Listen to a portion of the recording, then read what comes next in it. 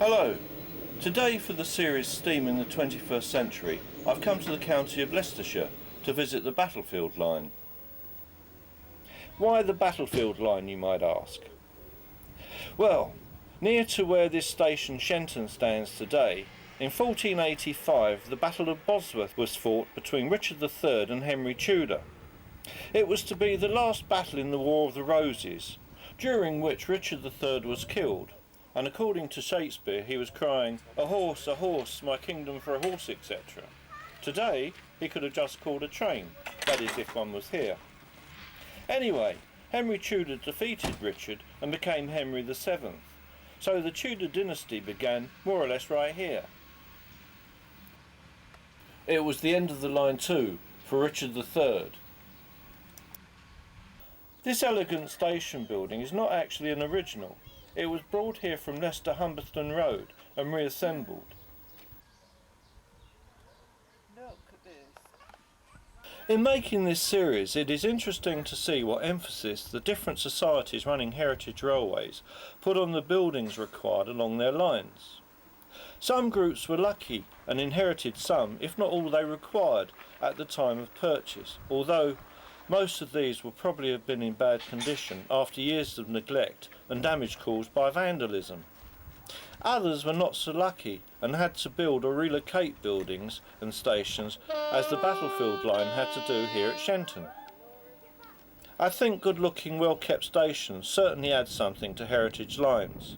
Yet, I can guess how much work this means to achieve such a goal, especially in a line's early years.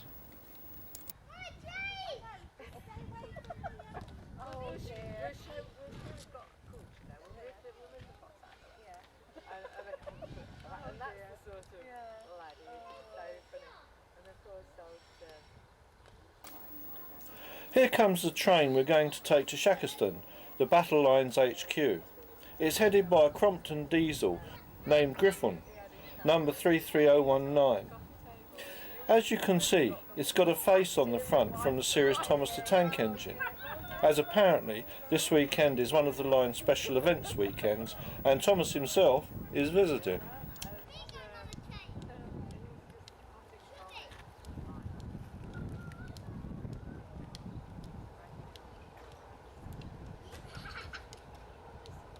I've got absolutely no idea why this diesel's going so slowly.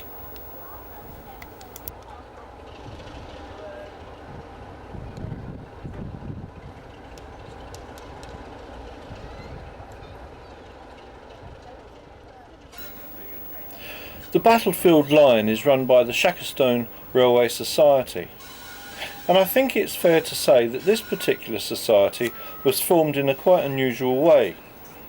For they started to acquire rolling stock before they had a premises in which to restore it or a track on which to run it. Firstly, I must explain the Shackerstone Railway Society had a forerunner. This was called the Midland Railway Society, which had been formed in 1969 with the idea of preserving a Jubilee Class 460 locomotive named Leander that was found in the Barry Scrapyard. Sadly, this scheme failed to get underway, but the foundations were laid for the society, and with another locomotive found, a Burroughs 040WT named the King, all that was needed was somewhere to house it. A temporary home was established at Market Bosworth.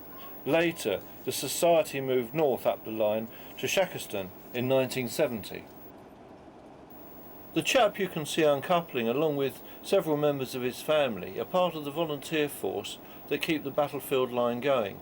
He told me not only do they all enjoy working on the line, there are several social events every year which they also go to.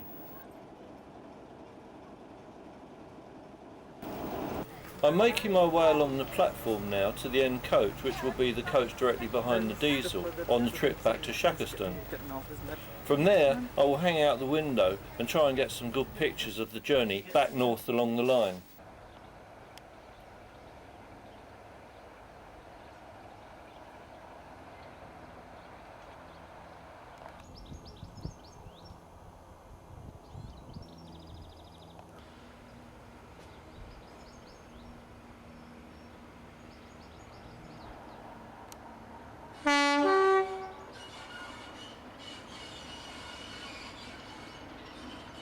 The building you can see on your right is a station pottery, where often you can see the potter at work.